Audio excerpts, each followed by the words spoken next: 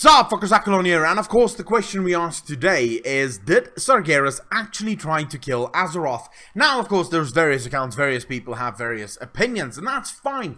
That's the great thing about speculation. We are allowed to have our own opinions and discuss those opinions at length, or ad nauseum, if you will. Alright, so if you have a differing opinion to mine, I'd love to hear from you in that comment section below, but I don't actually think he did. Now, remember back in Chronicles when Sargeras saw this planet and faced it with old gods and he went, ah, fuck this, GG, good game. Remember that? He didn't do this with Azeroth. Now, in my initial reaction video to the cinematic, I said that Sargeras looks to be inside Azeroth. This, of course, wasn't exactly true. He looks to be around a cloud that is enveloping Azeroth. But the point remains. He is so close to Azeroth, and yet he doesn't go, boom, GG, no more planet for you.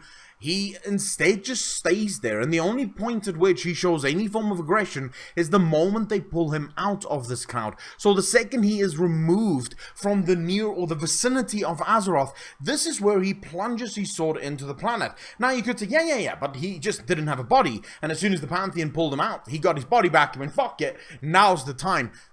Maybe not. However, the account of him having a body or not having a body is also very much down to speculation. There isn't a lot of fact around this. So I'm going to go with he did have a body. He just chose not to swing his sword in a massive arch and cleave the planet in half. So then what the fuck was he doing? And then you could argue, okay, fine. If he didn't swing it because he didn't have a body, then once he had his body, why didn't he swing it? Right? That is his preferred method of disposing of planets, as we know. We don't even know how many of these planets he cleaved in half. We just know that he likes to cleave planets in half when and if he gets the chance. So, the Pantheon pulls him out, he gets his body back, and instead he chooses the long way around. No. This time I will do it slowly. Right? I'm gonna fucking take my time impaling this. I've got someone pulling me back, but no ways. I'm just putting my sword in, right through. I'm gonna have time.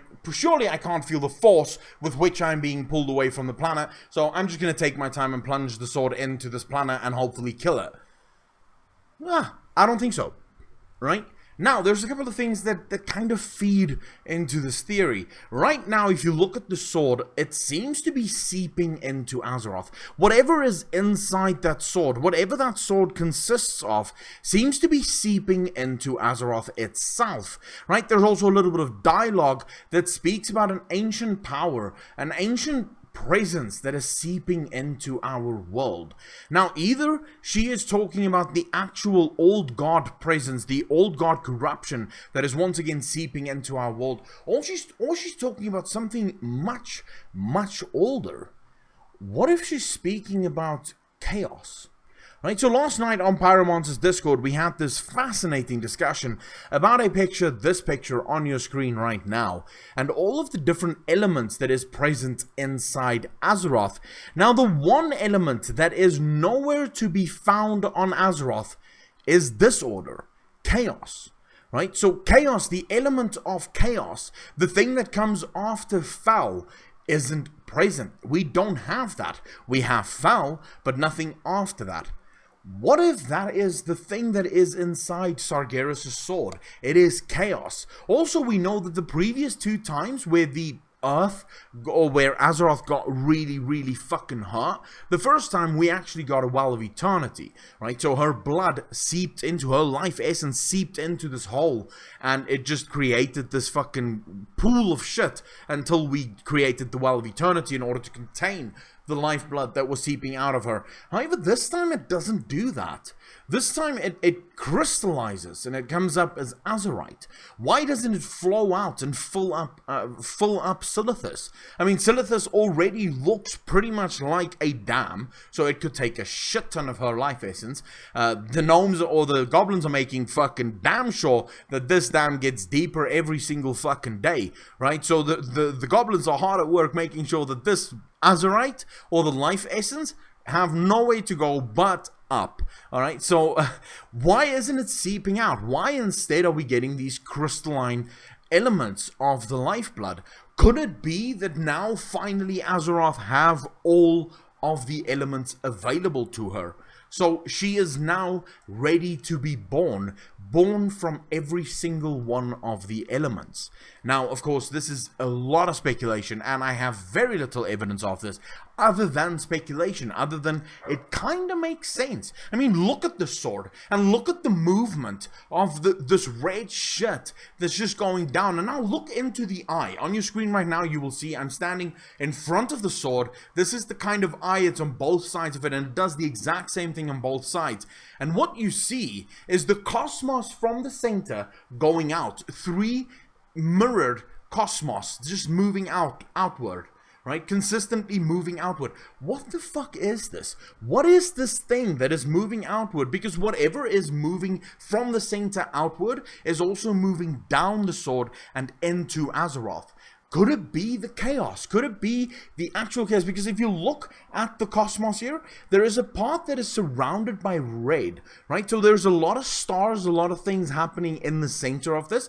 And then every now and again you see this huge red circle-ish, or kind of a broken circle, just moving out. Now, could the red or signify chaos, right? So the point where light and shadow meet, where that chaos just erupts, could that be it? Could that be the missing link to what awakens Azeroth? Right, so I know exactly what you're going to say. You're going to say, Accolonn, Sargeras wants the destruction of everything in the universe. So why would he not want to destroy Azeroth?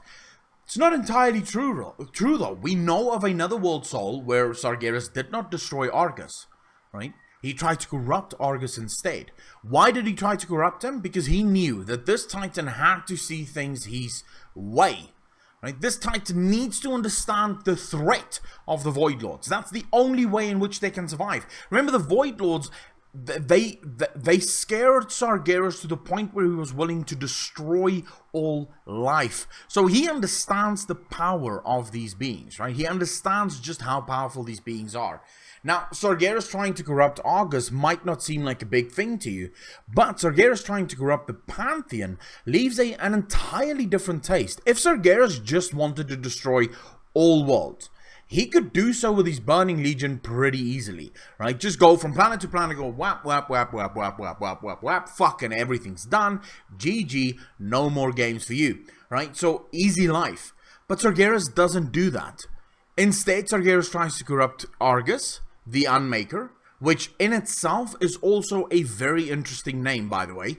And then he tries to do the exact same thing to Azeroth. Now, I'm going to link you a picture right now on your screen of what Azeroth looked like during the fight.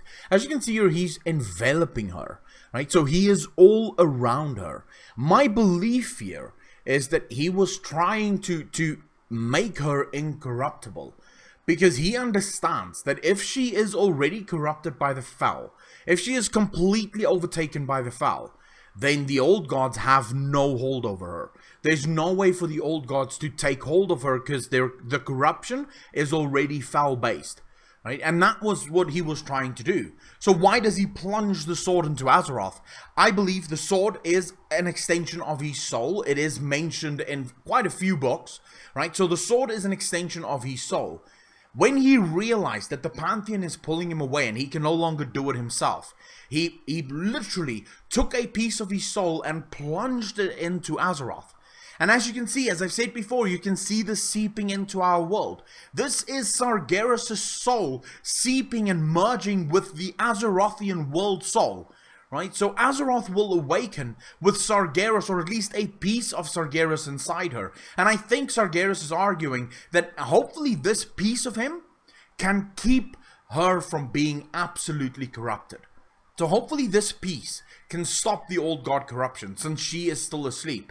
Please remember as well that when Sargeras fell through the core of Azeroth, Azeroth opened her eye and she looked at him. I believe it was this moment, in this moment where everything for Azeroth, for Sargeras changed.